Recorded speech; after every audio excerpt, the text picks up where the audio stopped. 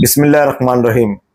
माशरा doctor को मसीहा का दर्जा देता है क्योंकि वो इंसान की जान बचाने का मुकद्दस फरीज़ा अंजाम देता है। लेकिन जब यही डॉक्टर अपनी जिम्मेदारी में लापरवाही बरतता है तो इसके नताइज नहायत संगीन और तकलीफदा होते हैं।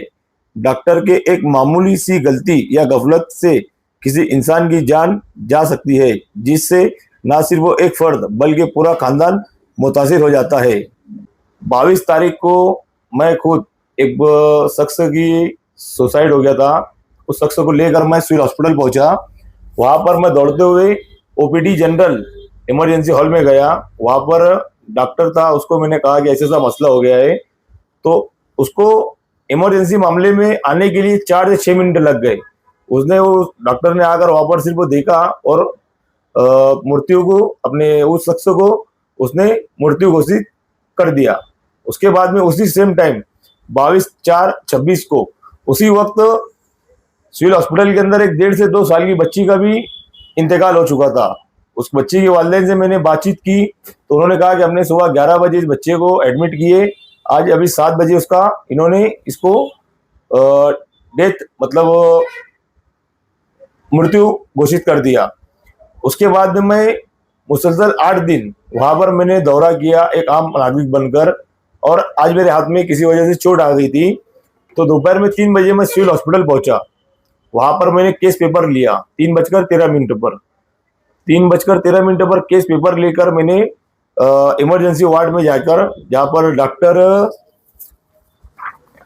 गुंजाड़ ये मौजूद था, इस डॉक्टर को मैंने कहा कि ऐसा ऐसा मैटर हो गया। तो डॉक्टर का कहना था कि ओपीडी टाइम खत्म हो गया है। ओपीडी टाइम रहता है 10 से 1 और 4 से 6, तो आप उस दरमियान में आइए। तो फिर मैंने उसको बताया कि मैं वार्ड नंबर 8 से माविन कारपोरेटर हूँ, आप ये करिए। तो उसने मेरे साथ थोड़ी बदकलामी की और फिर उसके बाद मैंने उसको कुछ नहीं कहा। मैं सिफा हॉस्पिटल गया, वहाँ पर मैंने मेरी ड्रेसिंग वगैरह करवाई।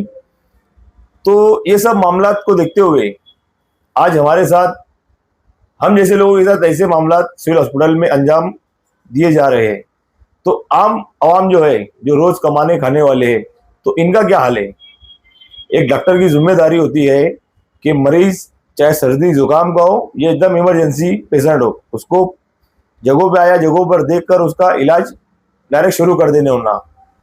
आज हमने सिविल हॉस्पिटल में जब मैं गया वहाँ पर उनको लेटर देने के लिए, तो उन्होंने लेटर लेने से इनकार कर दिया। तो जिसकी वजह से मुझे बहालत मजबूरी वहाँ पर अकेले धरने आंदोलन पर बैठना पड़ा।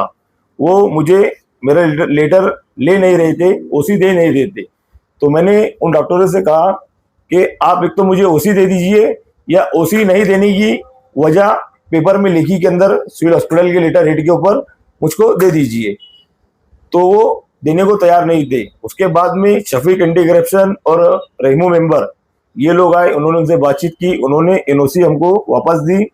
और अगर जो ये डॉक्टर है डॉक्टर गुंजाड़, इसके ऊपर सख्त से सख्त कार्रवाई नहीं हुई तो युवा इस्लाम पार्टी की जानिब से और शेख आसिफ साहब की सरपरस्ती में हम पुलिस प्रशासन के माध्यम से उनकी मदद लेकर सिविल हॉस्पिटल के ऊपर एक बड़ा धरना आंदोलन करेंगे।